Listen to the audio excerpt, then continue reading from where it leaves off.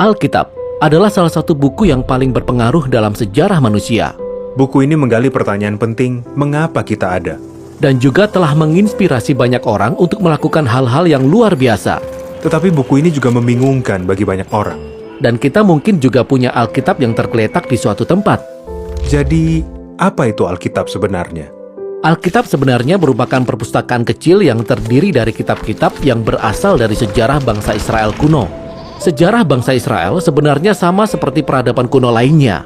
Tetapi di tengah-tengah mereka ada jajaran orang-orang yang disebut para nabi, yang memandang kisah bangsa Israel sebagai sesuatu yang luar biasa. Mereka melihatnya sebagai inti dari segala sesuatu yang Allah kerjakan bagi seluruh umat manusia. Dan para nabi ini adalah orang-orang yang jenius dalam bidang literatur. Sungguh?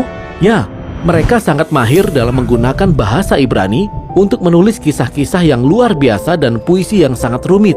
Mereka ahli dalam perumpamaan dan dalam bercerita. Dan mereka memanfaatkan semua keahlian ini untuk mengupas pertanyaan hidup yang paling rumit tentang kematian, kehidupan, dan pergumulan manusia. Jadi, buku ini ditulis oleh banyak penulis yang berbeda. Ya, dan tulisan-tulisan ini disusun selama lebih dari 1000 tahun. Dimulai dari asal-usul bangsa Israel di Mesir, kemudian berlanjut kepada kerajaan Israel dengan bait sucinya yang pertama. Tetapi akhirnya mereka ditaklukkan oleh orang-orang Babel yang membawa mereka ke dalam pembuangan. Kemudian pada saat yang menentukan dalam sejarah, banyak orang Israel kembali ke negeri mereka. Mereka membangun bait suci yang kedua, memperbarui identitas mereka, dan di saat itulah kitab suci Yahudi mulai disusun ke dalam bentuk seperti yang kita miliki sekarang. Oke, kitab suci Yahudi. Apa isinya?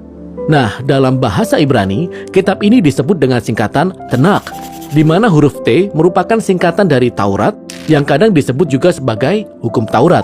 Taurat merupakan 5 kitab tentang kisah berdirinya bangsa Israel.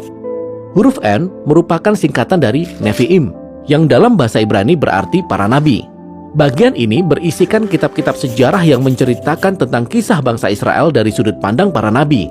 Kemudian, kita juga dapat melihat kitab-kitab puisi dari para nabi itu sendiri. Huruf K merupakan singkatan dari Ketuvim, yang dalam bahasa Ibrani berarti tulisan.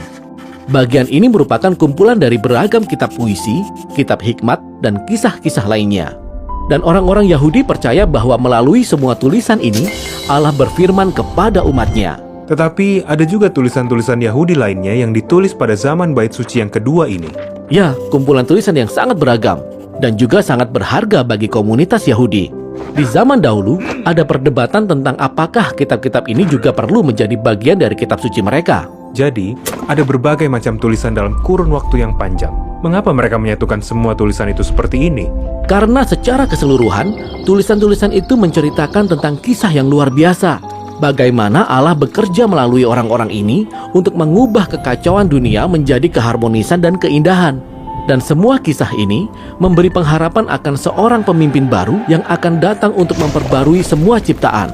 Namun ketika Tanakh berakhir, pemimpin ini belum juga datang. Jadi karya yang dibuat dengan sangat mahir ini belum tamat kisahnya? Benar sekali. Nah, beberapa abad kemudian, datanglah seorang nabi Yahudi yang bernama Yesus dari Nazaret. Ia menyatakan bahwa ialah yang akan melanjutkan kisah Tanakh. Ya, jadi Yesus melakukan hal-hal yang luar biasa, lalu ia dibunuh. Tetapi para pengikutnya menyatakan bahwa ia telah bangkit dari antara orang mati. Ya, mereka mengatakan bahwa Yesuslah pemimpin yang telah lama dinanti-nantikan untuk memperbarui dunia. Jadi para pengikutnya yang mula-mula, yang disebut para rasul, membuat tulisan-tulisan baru tentang kisah Yesus, yang mereka sebut sebagai kabar baik atau Injil. Mereka juga menyusun tulisan yang disebut kisah para rasul, yang memuat tentang tersebarnya gerakan Yesus di luar Israel. Kemudian mereka mengirimkan surat-surat ke berbagai jemaat Yesus di seluruh dunia pada zaman itu. Dan mereka melihat tulisan-tulisan ini sebagai bagian dari kitab suci? Ya, para rasul membuat semua tulisan-tulisan ini sebagai penggenapan dari kisah Tanakh yang luar biasa. Dan mereka melanjutkan tradisi Yahudi yang jenius dalam bidang literatur. Mereka juga percaya bahwa Allah berfirman kepada umatnya melalui tulisan-tulisan ini di samping kitab suci bangsa Israel. Demikianlah perjanjian lama dan perjanjian baru. Tetapi apa yang dipikirkan oleh orang Kristen yang mula-mula tentang literatur lainnya dari zaman bait suci kedua? Nah, tiap kelompok memiliki pandangan yang berbeda tentang kitab-kitab ini. Tetapi kita tahu bahwa mereka juga membaca dan menghargai tulisan-tulisan ini, karena mereka juga melestarikannya bersama dengan kitab suci Yahudi. Oke, jadi kita punya Tanakh, kitab suci Yahudi, kita juga punya tulisan-tulisan lain dari zaman Bait Suci kedua, dan juga tulisan para rasul tentang Yesus. Wah, ini semua tulisan-tulisan yang sangat banyak. Jadi apa saja yang termasuk dalam Alkitab kita? Selama 2000 tahun, gerakan Kristen telah mengumpulkan berbagai tulisan.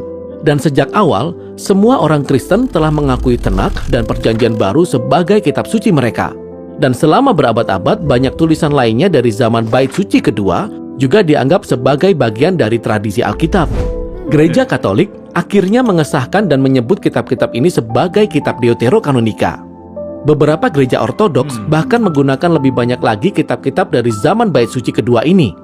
Kemudian, pada saat reformasi di sekitar tahun 1500-an, orang-orang Kristen Protestan ingin kembali kepada tulisan-tulisan pertama dari para nabi dan rasul, sehingga mereka hanya bisa menerima Perjanjian Lama dan Perjanjian Baru.